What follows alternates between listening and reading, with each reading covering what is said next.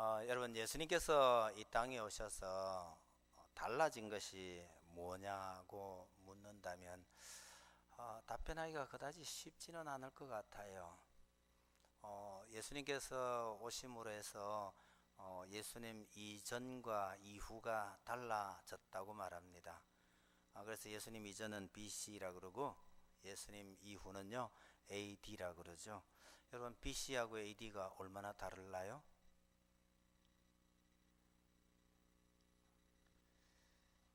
이게 진짜 달라진 건지 아니면 지나가는 역사 속에 그냥 줄 한번 쭉 꺼가지고 여기서부터 여기까지는 예수님 이전이고 이후는 예수님 이후다, 뭐 똑같은데 그냥 줄만 그어 놓은 건지 실제로 그렇게 다른 건지요. 좀 비슷한 질문입니다만은, 여러분, 예수님 이전은 구약이라 그러고 예수님 이후는 신약이라 그럽니다. 신약하고 구약은 진짜 달라요? 아니면 뭐 다 같은 그냥 역사인데 그냥 줄 거 가지고 이쪽은 구약 이쪽은 신약이라 그러나요? 여러분, 신약과 구약은 분명히 많이 다른 점이 있습니다. 이 차이점을 우리가 좀 인식할 필요가 있죠. 똑같은데, 똑같은 역사고 똑같은 상황인데 그냥 이렇게 한 시기를 정해서 좌우로 구분한 것이 아니고 사실은 세상이 엄청나게 달라졌다는 거예요. 예수님 오시기 이전 구약은 율법의 시대고 예수님 오신 이후를 은혜의 시대라고 대답을 한다면 이건 참 괜찮은 대답 중에 하나일 거라고 생각합니다. 율법의 시대란 뭡니까? 율법을 지킴으로, 다른 말로 해서요, 행함으로 우리가 구원을 받기 위해서 이런 거 저런 거 다 지켜야 된다라고 하던 것이 구약이라고 한다면, 신약 은혜의 시대는 뭡니까? 우리의 노력으로 구원받는 것이 아니고 하나님의 은혜로 구원받는다는 거예요. 여러분, 이게 우리에게 익숙해서 그렇지 믿음으로 구원받는다는 것은 그 당시 사람들이 참 이해할 수 없는 거였습니다. 이게 이해하는 게 쉽지가 않아요. 여러분, 일 열심히 하면 월급 준다, 이건 쉽게 이해할 수 있죠. 일한 만큼 월급 준다, 이건 이해가 되는데, 여러분, 일 안 하는데 월급 준다 그러면요, 그 말 믿고 일하러 잘 안 올 겁니다. 일 안 하는데 왜 월급 줘? 아주 오래전에 어떤 학교에 어떤 선생님이요, 선생님들 이렇게 시간표를 짜다 보니까 다른 선생님들 다 일주일에 20시간씩, 보통 20입니다. 많으면 24시간, 20시간, 24시간 뭐 이 정도 수업을 많이 하고 있는데 어느 한 분은요 6시간밖에 안 하더래요, 일주일에. 여러분, 일주일에 6시간이면 하루에 1시간만 딸랑딸랑 하면 되잖아요. 그러니까 이분이 머리가 싹 돌아버린 겁니다. 이거 뭐야 이거? 그래서 다른 사람은 다 이렇게 수업하는데 이 사람은 왜 이래 하고 컨소를 한번 빵 쳤더만은 누가 딱 보더니, 야, 너 그러지 마라, 이사장 딸이다, 이러더랍니다. 그래서 더 이상 말은 못했는데 기분은 엄청 나쁜 거예요. 왜? 이사장 딸 이거 어떻게 해요? 여러분, 안 좋은 방법 중에 하나이긴 하지만 일주일에 6시간 그래서 이렇게 나눠놓고 세월이 지나면요 이게 경력이 돼요. 일주일에 뭐 20시간씩 수업을 했는지 일주일에 6시간 했는지 이건 안 따져요. 그렇게 1년 지나면 교직생활 1년의 경력이 쌓는 거예요.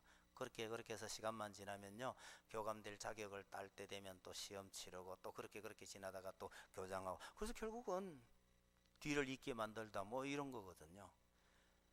이건 안 좋은 예입니다. 근데 어떡하겠어요? 이사장 딸이라고 데려다 놓고 일 진짜 별로 안 해요. 그냥 특별히 뭐 하지도 않아요. 그러고 놓고도 있는데요. 여러분, 이건 참 안 좋은 예지만 중요한 건 뭐냐면요, 하나님께서 우리를 은혜로 받아들였다 하는 건 그런 의미입니다. 네 능력이나 일을 얼마나 잘했기 때문에 내가 너를 내 자녀로 받아들인 게 아니고, 능력이 있고 없고를 떠나서 무조건 믿는다고 하는 그것 하나 때문에 은혜로 받아들이겠다는데, 이 굉장한 차이입니다.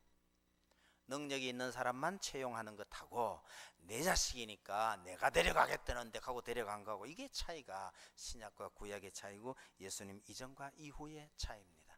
여러분, 구약에도 하나님이 우리의 아버지시라라는 생각은 있었습니다만 어느 누구도 하나님을 아버지라고 부르진 않았어요. 아버지는 아버지인데 아버지라고 부르지도 못하고 쳐다보지도 못하는 그런 아버지였어요. 그런데 신약에 와서 예수님께서요, 아버지, 아빠라고 친근하게 대할 수 있도록 하셨고, 누구든지 그 하나님 품에 나올 수 있도록 우리를 불러주셨다. 이게 참 다른 상태입니다. 감히 아버지라고 부르지도 못하고 그 아버지에게 가까이도 가지도 못하는 그 아버지를 바로 우리 친구처럼 우리 가까이 불러주셔서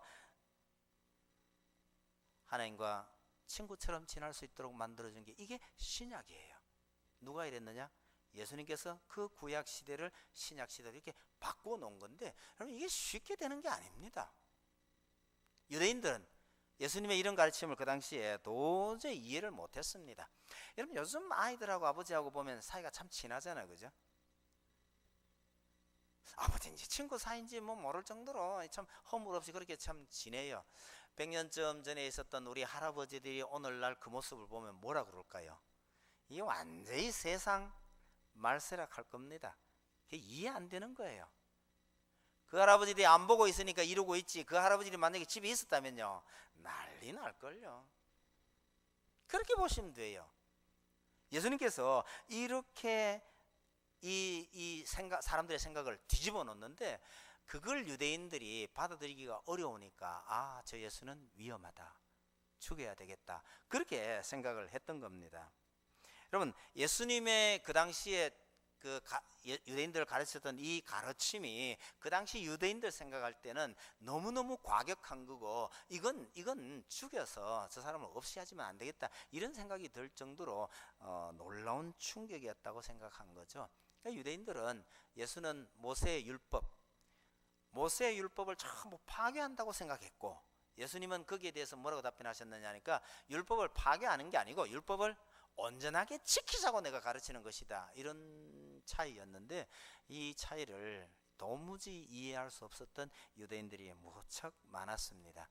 예수님께서 그렇게 유대인들이 이해할 수 없을 그 중요한 가르침이 여러 개 있었습니다만, 그 중에 가장 대표적인 게 안식일 문제하고 음식 문제였던 것 같아요.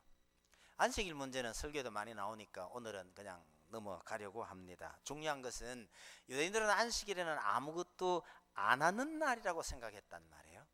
근데 예수님은요, 안식일은 뭔가 선을 행하는 날로, 하나님을 예배하고 이웃을 돌보는 선한 일을 하는 날로 바꿔놓은 겁니다. 이것조차도요 유대인들은 이해 못했습니다. 그래서 예수님을 죽여야 되겠다고 생각했던 첫 번째 이유가 안식일 문제였어요. 근데 그 다음에요, 아마 그 다음에 유대인들이 잘 이해하지 못했던 것 중에 하나가 이 음식 문제였을 거라고 생각합니다. 여러분 15절 16절을 다시 한번 보셔요. 무엇이든지 밖에서 사람에게로 들어가는 것은 능히 사람을 더럽게 하지 못하되 사람 안에서 나오는 것이 사람을 더럽게 하는 것이니라, 이렇게 말씀하셨는데, 여러분 우리 이거 쉽게 이해가 되죠? 우리는 쉽게 이해가 되는 말인데, 여러분 유대인들은 이거 절대로 이해 안 되는 말입니다. 왜요? 먹을 수 있는 것과 먹을 수 없는 것을 엄격하게 구분해서 철저하게 지켰습니다, 이 사람들요. 예를 들어서 소나 양은 먹을 수 있는 고기에 들어가지만 돼지는요 절대로 못 먹는 거예요. 육류만 그런 게 아니고 어류도 마찬가지입니다. 잉어나 붕어 같은 건 먹을 수 있는데 미꾸라지나 장어 종류는요 먹을 수 없는 거예요. 절대 안 먹었어요. 새나 곤충에 대해서도 자세하게 먹을 수 있는 것과 먹을 수 없는 것을 다 구별을 했는데, 훗날 이 유대인들을 핍박하는 방법 중에 뭐가 있느냐면요, 돼지고기를 먹으라는 거예요. 돼지고기를 먹으라 그러는데 안 먹으면 죽였어요. 여러분 그 율법의 규정을 지키기 위해서 먹으라는 거 안 먹고 차라리 죽는 길을 택했던 기록이 남아있다는 걸 보면, 여러분 유대인들에게서요 어느 것을 먹고 어느 것을 안 먹느냐 하는 건 굉장히 중요한 거예요. 그래서 우스갯말로 유대인들은 태어나면서부터 자동으로 레위기를 배워요. 근데 오늘날 우리 한국의 그리스도인들은요 레위기 공부 거의 안 합니다. 읽어봤자 뭐 별 소용도 없는 얘기 같고, 그것도 그 얘기 같고, 이래서 잘 안 보는 거죠. 그러나 유대인들은요 레위기를 모르면 살 수가 없어요. 당장 오늘 뭘 먹어야 먹어도 되는지조차를 모르게 되니까 이 레위기가 얼마나 먹는 문제가 얼마나 심각하고 중요한 문제였는 걸 금방 알 수 있습니다. 이거 옛날 유대인들만 그랬냐? 아니요. 지금도 마찬가지예요. 미국 슈퍼에 가보면요, 뭐 대단히 큰 슈퍼인데 우리처럼 이렇게 칸칸이 질러져 있잖아요. 여긴 뭐 팔고 여기는 뭐 팔고 쭉 가는데 한쪽에 가보면 코셔라고 된 게 있어요. 코셔라는 칸이 따로 있습니다. 이건 뭐냐면요, 유대인들이 안심하고 사 먹어도 되는 코너예요. 그러니까 구약의 유대인들이 먹어도 된다라고 해된 것만, 아니면 그 유대인들의 조리법에 위배되지 않는 제품만 거기다 갖다 넣어놓은 거예요.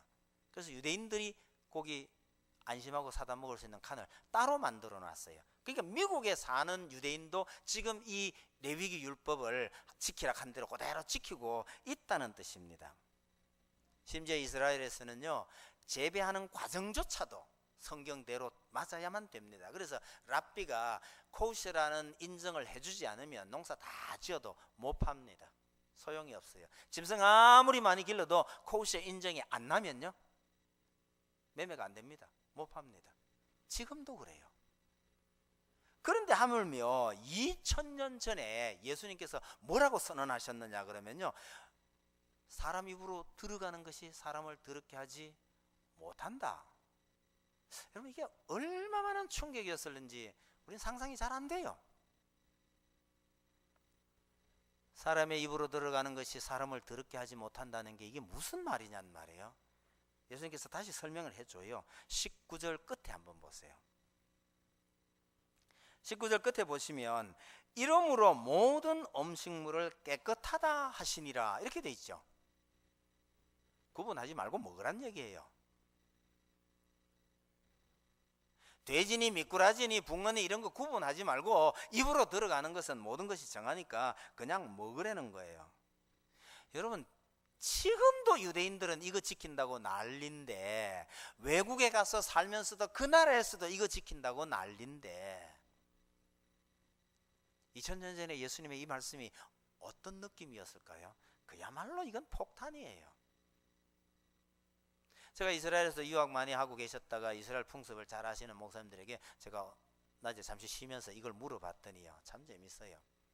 여러분, 이 코우시에 따라서, 그러니까 레위기 율법에 따라서 그 사람들은요, 그 햄버거하고 우유하고 절대 같이 안 먹는다 하는 건 우리도 알아요. 왜 그런가 하니까 어미를 새끼를 어미젖에 삼지 말지니라 하는 그 규정 때문에 그 햄버거에 들어가 있는 고기 때문에요, 그 고기하고 우유를 같이 안 먹거든요. 햄버거를 먼저 먹고 몇 시간 뒤에 우유 먹으면 괜찮을까? 그래서 독일에 있는 유대인들은 햄버거 먹고 난 다음에 1시간 뒤에 우유 먹는 건 괜찮대요. 근데 네덜란드에 있는 유대인들은요, 햄버거를 먹고 3시간은 지나야 우유를 먹어도 괜찮대요. 지금도 그 사람들 이런 규정을 지킨답니다. 근데 재밌는 거는 우유를 먼저 먹고, 그럼 햄버거는 어떨까? 30분 내에 햄버거 먹는 거 괜찮대요. 왜? 우유는 내려가는 속도가 빠르니까. 여러분, 유대인들이 지금도 이러고 있다는 거예요. 그런데 2000년 전에 예수님께서 먹는 것이 사람을 더럽게 하는 게 아니다, 그러니까 모든 음식이 정하다고 이야기했으니까 이게 얼마나 충격적이었을지 상상을 한번 해보셔요. 제가 4년 전에 여기 왔습니다만, 여기 와서 이 교회 앞에 여기 드럼이 있는 걸 보고요, 저 혼자 참 많이 웃었어요. 제가 모르긴 몰라도 이 드럼을 쳐다보면서 왜 웃냐 그러면요, 저 드럼이 저 자리에 들어오기까지 아마 이 교회가 많이 시끄러웠을 걸, 혼자 이 생각을 하면서 웃는 거예요. 여러분, 이게 지금 아무것도 아니죠? 이거 들어오기까지요, 저 내용 모릅니다. 모르지만요, 이거 놓자 말자 많이 사왔을 거예요. 야, 교회 안에서 가곡을 불러도 되나 안 되나 지금도 사오고 있을걸요. 여러분, 교회 안에 악기 하나 이거 쓰느냐 마느냐, 우리 어릴 때는요, 어디 교회 안에서 기타를 들고 와가지고 이렇게 난리 쳤죠. 거기서 조금 더 과거로 거슬러 올라가면 뭐예요? 어디 교회 안에서 파마하는 것 때문에요. 옛날에 얼마나 시끄러웠는지 아세요? 어떤 사모님 파마했다가 쫓겨나갈 뻔했어요. 목사님 쫓아내버렸어요. 우리는 아직도 좀 시큰둥한 게 예배 시간이나 찬송 부르면서 손뼉 치자 그러면요 좀 잘 안 되죠. 우리는 이러고 앉아 있습니다만은요, 어떤 교회는요 엉덩이 붙이고 박수 치면 안 돼요. 엉덩이 덜썩덜썩 가리면서 손은요 한 높이 올리고 이렇게 쳐야 돼. 이렇게. 그냥 우리 앉아 이러고 있어요. 그 사람들 보면 왜 이러냐. 야, 우리는 아직 박수 치는 것도요 그렇게 쉽지가 않아요. 근데 누가 와가지고요 아멘 해라 박수 쳐라 뭐 이럴 것 같으면 참 싫어요. 여러분 요런 거 하나 바꾸는 것도 그렇게 어려운데 하물며 목숨 걸고 이거 먹느냐 마느냐 하는 그 문제를 예수님께서 확 풀어버렸습니다. 뭐든지 다 먹어도 된다 이랬으니 이게 얼마나 큰 문제였겠느냐를 그냥 상상만 해보셔요. 여러분 예수님의 이 선언은 어떤 의미에서요 구약을 신약으로 바꾸는 중요한 역할을 합니다. 구약에 주어진 율법을 어떻게 신약적으로 어떻게 이해할 수 있느냐는 그 길을 터준 것이 예수님의 이 선언입니다. 여러분 예수님의 이 선언 덕분에 레위기에 먹어라 먹지 마라 했던 것을 왜 하나님께서 그렇게 하셨느냐를 이해할 수 있는 이 키가 된 거예요. 여러분 입으로 들어가는 것이 다 정하다고 하는 예수님의 말씀이 맞다면 왜 구약시대에 하나님께서 이런 규정을 주셨겠냔 말이에요. 왜 하나님의 말씀과 예수님의 말씀이 다르냐는 거예요. 그러니 예수님의 말씀을 우리가 근거로 생각해 보면 구약시대에 하나님께서 이런 율법을 주신 것은 음식물 그 자체에 대한 이야기가 아니고 이런 규정을 통해서 하나님께서 자기 백성들에게 뭔가 가르치려고 하는 의도가 있었기 때문이다라는 것을 알 수 있게 해주신 거죠. 예를 들면요 소나 양은 먹어도 괜찮다는 이유가 뭐냐면 두 가지입니다. 되새김질 하는 것하고 굽이 갈라진 것은 먹어도 좋다. 그 소나 양 자체가 아니라 이 굽이 갈라진 거나 아니면 되새김질 한다는 그 의미를 가르치고 싶었다라는 뜻이 됩니다. 간단하게 설명하면 이런 거예요. 그럼 그런 짐승은 먹을 수 있다고 생각하면 하나님의 백성은 되새김질을 해야 되고 뭔가 갈라져야 하는구나 이걸 알라는 거죠. 여러분 우리 성도는 되새김질 해야 합니다. 뭔 되새김질을 해야 돼요? 우리는 항상 하나님의 말씀을 반복해서 생각하고 묵상하고 해야 된다 그런 뜻입니다. 소나 양의 뱃속에는요 삭지 않은 푸른 풀이 가득 들어 있어요. 시간만 나면 그 꺼내서 다시 씹고 해서 넘깁니다. 우리 그리스도인의 머릿속에는요 하나님의 말씀이 이해가 안 되는 하나님의 말씀이라도 머릿속에 잔뜩 들어있어야 합니다. 그러다가 조용할 때 아니면 문제가 생겼을 때 다시 그 말씀을 꺼내어서 묵상하는 그런 모습이 그리스도인답다라고 말하는 거예요. 그걸 가르치려는 말이죠. 굽이 갈라졌다는 거는요 이 갈라졌다는 것은 엄밀히 말해서 구별이란 뜻입니다. 하나님의 백성은 달라야 한다, 갈라서야 된다는 얘기죠. 이걸 또 다른 말로 하면 거룩해야 된다라는 의미입니다. 이 먹는 문제를 가지고 하나님께서 하나님의 백성은 하나님의 말씀을 계속 묵상하고 하나님을 알지 못하는 다른 백성들과는 구별되어야 한다라는 걸 가르치려는 시청각 교재처럼 주셨더라는 거죠. 붕어는 먹어도 되는데 미꾸라지는 먹으면 안 된다. 이게 뭐냐? 구약에서는요 뜻도 모르고 의미도 모르고 무조건 이것만 먹으면 되고 이거는 안 먹어야 되고 이렇게 했단 말이에요. 근데 예수님께서 뭘 가르치냐? 그 자체가 중요한 게 아니고 그걸 하면서 무슨 생각을 왜 그렇게 했느냐 하나님의 의도를 더 생각하라 그런 뜻이죠. 미꾸라지하고 붕어는요 설명할 게 여러 종이 있습니다만 전 그중에 제일 재밌는 게 이런 거예요. 붕어는요 강물이 마르면 바로 죽습니다. 스스로 죽는 것보다가요 강물이 말라서 꼼짝 못하고 퍼덕덕거리고 있으면요 새가 와서 쪼든지 사람이 주워가 버리든지 바로 죽습니다. 하나님의 은혜가 없이는 하루도 살 수 없습니다. 하나님의 백성은 그렇게 고백하고 살라는 거예요. 반면에 미꾸라지 한번 보세요. 강물이 사라지면요 안 죽어요. 파고 들어갑니다. 저 밑에 들어가서요 물이 다시 흘러올 때까지 기다립니다. 심할 경우에 동면 상태로 들어가서 몇 년도 버텨요. 하나님의 은혜 없어도요 내 능력으로 얼마든지 살 수 있습니다. 이게 미꾸라지란 말이에요. 하나님의 백성은 이런 태도로 살아야 된다라고 가르쳐 주시는 게 이게 신약의 가르침이에요. 구약은요 이거는 먹고 이거는 안 먹기만 하면 됐어요. 그러나 신약의 성도는 이거 먹냐 안 먹냐 이게 중요한 게 아니고 여기에 담겨있는 하나님의 의도가 무엇이냐 그걸 생각하라, 그렇게 가르쳐 주시는 거죠. 여러분 돼지고기 좋아하세요? 삼겹살 좋아하세요? 족발 좋아하세요? 주일마다 감사하셔야 합니다. 왜요? 예수님께서 이런 걸 가르쳐 주시지 않았더라면 우리는 못 먹어요. 지금도. 추어탕 좋아하세요? 감사하십시오. 장어 좋아하세요? 날마다 감사하십시오. 왜요? 예수님께서 먹는 문제가 아니고 거기에 담겨있는 하나님의 뜻을 알고 그걸 깨달아 살아가는 것이 그게 신약의 원리다, 그렇게 가르쳐 주셨고 예수님의 이 가르침 때문에 우리는 구약을 다시 보게 된 겁니다. 그래서 그 속에 담겨있는 하나님의 뜻을 배우고 하나님의 백성은 이걸 이렇게 말씀하시는 걸 보니까 하나님의 백성은 이렇게 살아야 되는구나, 그 의미를 배우라는 거죠.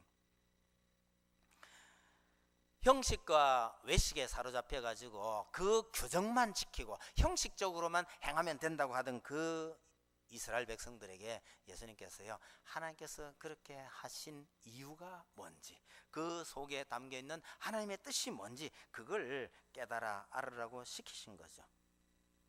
여러분 하나님께서 쓰신 모든 율법 속에서요 하나님의 뜻, 하나님의 마음, 그걸 읽어야 규정을 제대로 지키게 되는 겁니다. 그래야 그것이 하나님을 제대로 지키는 것인데 하나님의 그런 생각과 뜻은 무시하고 그냥 그 규정에만 쫙 매여 있으니까 예수님께서 책망을 뭐라고 하셨냐면요, 너희는 조상의 유전을 지키느라고 하나님의 계명을 버렸다라고 책망하는 거죠. 입술로는 나를 공경하되 마음은 내게서 멀도다, 이런 책망을 듣는 거예요. 말로는 하나님을 섬긴다고 하면서 실제로요 그 마음은 하나님과 전혀 상관이 없다, 그렇게 말씀하시는 거예요. 여러분 오늘 우리도 이런 걸 잘 새겨봐야 합니다. 우리가 교회를 섬긴다, 예배를 드린다 그럴 때에 가장 중요한 것은 이 예배와 이 섬김 속에 담겨있는 하나님의 마음이 무엇이며 내 마음이 하나님을 향하고 있는지, 이거는 오늘 우리도 늘 살펴야 하는 것인데, 여러분 유대인들이 하나님의 말씀대로 산다고 하는 유대인들이 그걸 잘 몰랐더라는 거예요. 예수님께서 그걸 지적하셨는데 유대인들로서는 이게 이해하기가 참 어렵더라는 겁니다. 여러분 하나님께 마음을 드리지 않는다면 무수히 드린 제물이 그게 무슨 소용이 있느냐, 그렇게 야단치셨어요. 사마리아 여인이 묻습니다. 예수님, 사마리아에서 예배드리는 게 맞아요? 예루살렘에서 예배드리는 것이 맞아요? 그랬더니 예수님 답변은요, 여기도 말고 저기도 말고. 다시 말해서 장소의 문제가 아니니라. 뭐죠? 우린 옛날 표현이 익숙해요. 신령과 진정으로, 영과 진리로 이랬는데요, 이 신령과 진정으로 가는 게 무슨 얘기냐면 마음을 하나님께 드리라는 거예요. 장소의 문제로 생각하지 말고 마음으로, 진짜 하나님께 마음을 드려야 그것이 하나님을 바르게 섬기는 것이라는 거죠. 신령과 진정으로 드리지 않는다면 장소가 무슨 소용이며 재물이 아무리 많아도 그게 무슨 소용이냐. 마음을 하나님께 드리지 않으면 정한 것 부정한 것 아무리 잘 가려도 아무런 소용이 없다, 이런 말씀인데, 여러분 오늘 우리는 이게 참 쉽게 이해가 돼요.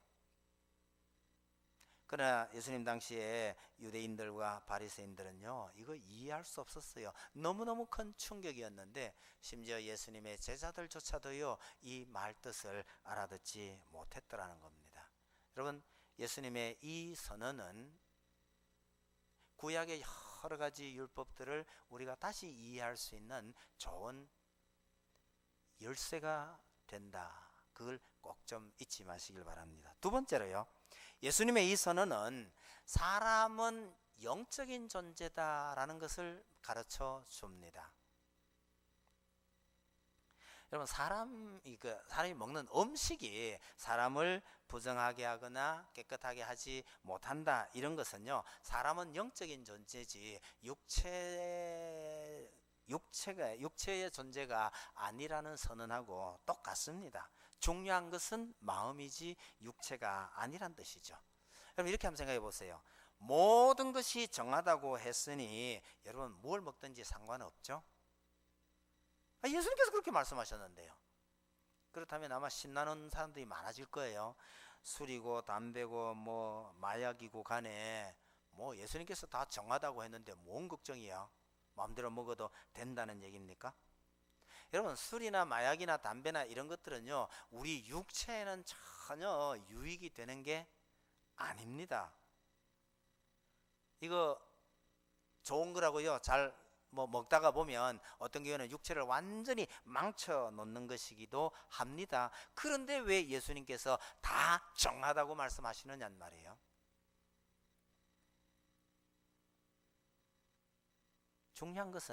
예수님께서 여기서 중요한 것은 사람의 마음이 중요하다고 말하는 거예요. 이런 것들은 우리 몸에 들어가도 그냥 몸에 들어가는 것이지 우리 마음에 들어가는 것이 아니다라고 얘기합니다. 그래서 우리의 영혼에는 아무런 영향을 주는 것이 아니기 때문에 이것이 다 상관이 없다, 그런 뜻입니다.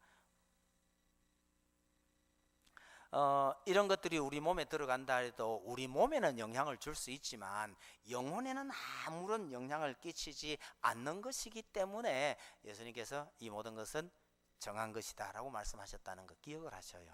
왜요?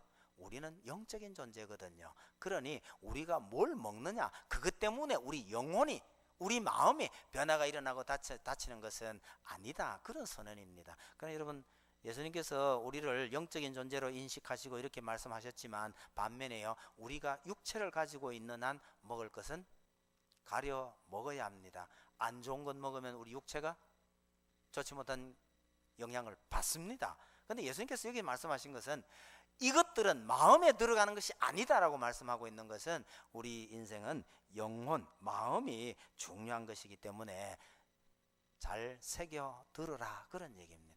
예수님의 이런 말뜻을 알아듣지 않고 거꾸로 모든 것은 다 정하다고 했으니까 뭐든지 마음대로 먹어도 된단 말입니까? 그렇게 말하는 사람은 14절을 들으셔야 합니다. 14절에 예수님께서 뭐라 그러셔요?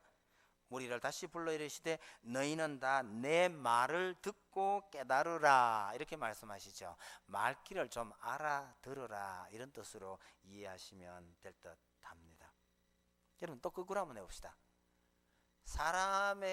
사람에게서 나오는 것이 더럽다고 그랬죠. 사람에게서 나오는 게 뭐예요? 침 뱉는 거요? 아니면요, 좀 안 좋은 얘기입니다만 먹고 토하는 거, 이거 더럽다, 그 얘기입니까? 여러분 예수님께서 여기서 말씀하시는 거는 그걸 말하는 게 아니에요. 속에서 나오는 것 하는 게 뭡니까? 마음에서 나오는 것, 육체를 말하고 있는 게 아닙니다. 그래서 마음에서 나오는 게 전부 뭐냐? 악한 생각, 음란, 도둑질, 살인, 이게 전부 마음에서 나오는 거지 우리가 말하는 이 육체를 예수님께서 지금 염두에 두고 있는 게 아니란 사실을 기억하실 필요가 있습니다.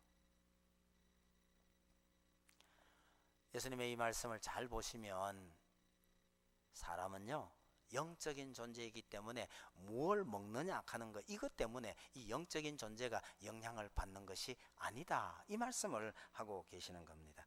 여러분 사람은요 영적인 존재이기 때문에 이게 특별한 가치가 있는 거예요. 여러분 공부를 잘해서 아이들이 귀합니까? 아니 막말로 공부 잘하는 아이만 귀한 아이입니까? 굉장히 문제가 많아지는 거예요. 돈을 잘 보면 귀한 신랑이고 돈 못 보면 가치 없는 신랑입니까? 이 돈으로 평가되는 거, 돈으로 사람이 가치가 평가된다는 건 굉장한 불행이에요.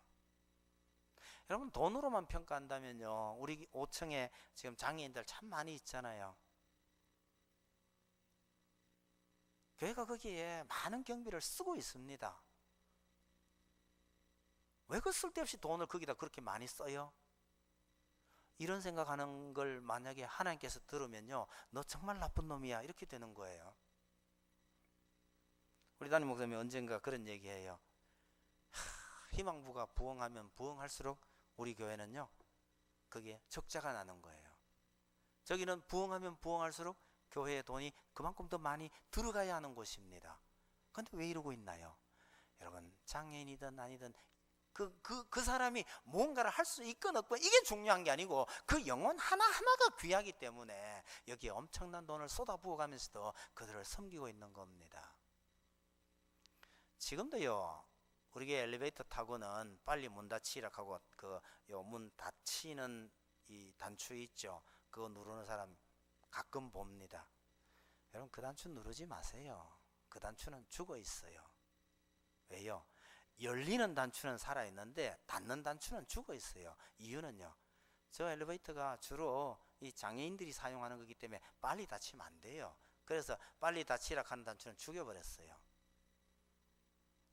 그건 모르고 그건 누르는 사람 이렇게 보면요, 초신자거나 교회 처음 왔거나 그러면 괜찮은데 우리 교회 제법 다녔다 가는 사람이 아직도 그거 꾹꾹 누르는 거 보면요, 아이고, 이 철 없이 이런 생각이 들어요. 여러분, 사람의 가치는 그 사람이 가진 그 어떤 것 때문에 평가되는 것이 아니라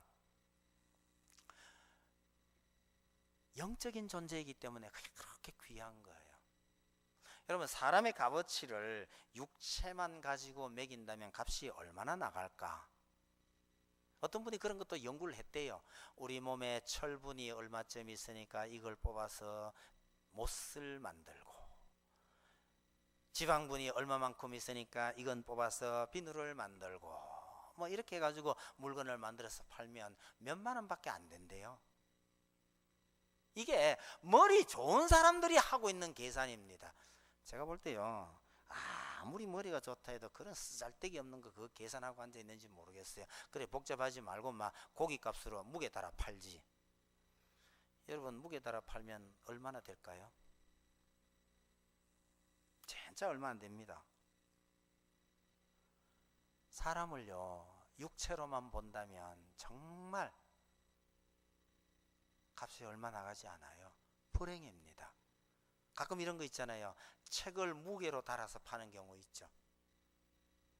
책이 얼마나 책 한 권 쓰고 만들어낸다는 게 얼마나 어려운지 모르는데 그렇게 만들어 놨더니 세상에 사람들이 내 책을 알아주지 않고 이걸 그냥 무게로 달아서 휴지로 쓰려고 하는 거 보면요, 얼마나 가슴 아프겠어요.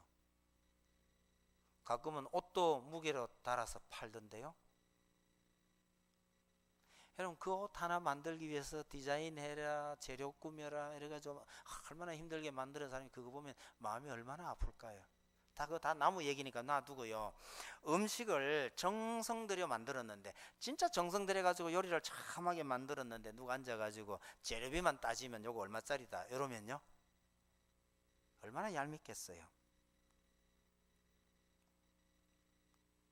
여러분, 사람을 그렇게 육체만으로 판단한다면 정말 값어치 없는 겁니다. 저는 여기서 이러고 있으니까 목사님하고 대접도 좀 하고, 그죠? 값도 좀 나가죠. 제가 어디 가면 제일 값 없는지 아세요? 술집 아가씨들 저를 보면요, 재수 없다 할 겁니다. 어떤 데 가면요, 진짜 값 안 나간 귀찮은 인간이 될 수도 있는 거예요. 뭘로 평가하느냐에 따라서 사람의 값어치는 얼마든지 왔다 갔다 할 수 있는 겁니다. 우리는 성경에서 사람이 왜 그렇게 존귀하냐 그러면 우리는 하나님의 형상을 닮았기 때문에 귀하다, 그렇게 말을 잘 합니다. 맞습니다. 그러나 조금은 조심해야 할 필요가 있어요. 하나님께서 사람을 처음 만드실 때 하나님의 형상으로 만들었기 때문에 너무너무 귀한 존재예요. 하나님의 형상으로 만들었다는 것은 다른 말로 하면 하나님께서 우리를 자녀처럼 만드셨다, 그런 뜻이기 때문에 굉장히 소중한 존재입니다. 그러나 아담이 범죄하고 난 이후에 우리 인생들은요, 그 좋은 하나님의 형상을 거의 대부분 다 잃어버렸어요. 지금은 우리 사람들 속에 하나님의 형상이 거의 보이지 않을 정도로 완전히 깨어져 버린 상태입니다. 그런데 중요한 것은 그렇게 깨어져 버린 그 하나님의 형상을 하나님께서 다시 추스려 모아서 깨끗하게 원래대로 만들려고 하시기 때문에 사실은 우린 여전히 귀중합니다. 그걸 다시 회복시키시기 위해서 예수 그리스도께서 이 땅에 오셔서 우리 대신 죽으셨습니다. 여러분, 우리가 왜 소중한지 아십니까? 우리를 다시 구원하기 위해서 우리의 깨어진 하나님의 형상을 다시 원래대로 복원시키기 위해서 우리를 위해서 예수님께서 죽으셨기 때문에 우린 귀한 겁니다. 돈을 많이 벌어서 귀하고요, 인물이 잘나서 귀한 거요? 아닙니다. 예수님께서 우리를 위해서 죽으셨어요. 그럼 우리가 얼마나 귀한 존재냐는 거죠. 옆에 있는 형제들 다 마찬가지입니다. 예수님께서 당신을 구원하기 위해서 죽으셨습니다. 그래서 그게 참 귀한 거죠. 이게 영적이다, 그런 얘기입니다. 여러분, 예수님께서 사람의 입으로 들어가는 것이 사람을 더럽히지 못한다라는 것은, 사람은 이런 이 육체를 지닌 인생이 아니라 육체보다 더 중요한 거 마음이 있고 영혼이 있다, 영적인 존재다라는 것을 잘 보여주시는 말씀입니다. 우리가 우리 이웃들을 대하고 사람들을 대할 때요, 이 사람이 가지고 있는 어떤 능력이나 이 사람의 가진 그 무엇 때문에 이 사람을 귀하게 여기는 버릇은 빨리 버려야 합니다. 어떤 그 눈으로 본다면 아무 쓸모도 없고 아무 도움도 안 되는데 어째 이런 인간이 있냐 싶어도요, 그 인간 속에 뭐가 있느냐니까 하나님의 형상이 있고 예수님께서 이런 인간을 위해서 대신 죽으셨다라고 생각하면 우리가 가볍게 여기고 소홀히 여겨야 될 인간은 이 땅에 한 사람도 없다는 것을 잊지 마시기 바랍니다. 말씀을 맺으려 합니다. 예수님께서 이 땅에 오셔서 형식적이고 외식적일 수밖에 없었던 우리의 신앙을요, 하나님을 마음껏 기뻐하고 마음껏 하나님과 교제를 나눌 수 있는 그런 관계로 바꾸어 주신 겁니다. 율법에 매여서 종로로 탈 수밖에 없던 우리들을요, 하나님 앞에서 너무 자유로워서 하나님 앞에 때로는 버릇없이 굴고 있는 게 아닌가 싶을 만큼 우리에게 큰 자유를 예수님께서 주셨습니다. 하나님을 믿는다는 것은 이 자유를 마음껏 누리는 걸 의미합니다. 여러분, 그 당시 유대인들에게는 폭탄선언 같았던 이 말씀 때문에요, 감히 쳐다보지도 못했고 하나님 앞에 나올 수도 없던 그 하나님 앞에 당당하게 나올 수 있도록 우리를 바꾸어 주셨습니다. 아버지인 줄은 알지만 아버지라고 부르지도 못하고 쳐다보지도 못했던 그 하나님 앞으로 마음껏 나오게 하셔서 그 하나님 앞에 우리는 나와서 가끔 응석을 부리기도 합니다. 하나님과 우리 사이를 그렇게 친근하게 맺어 주셨습니다. 이게 어느 날 저절로 된 게 아닙니다. 우리 노력으로 된 것도 아닙니다. 예수님께서 유대인들에게 죽을 각오를 하시고 우리에게 가르쳐 주신 말씀 때문에 이렇게 된 겁니다. 이 은혜를 잊지 마십시다. 기도하겠습니다.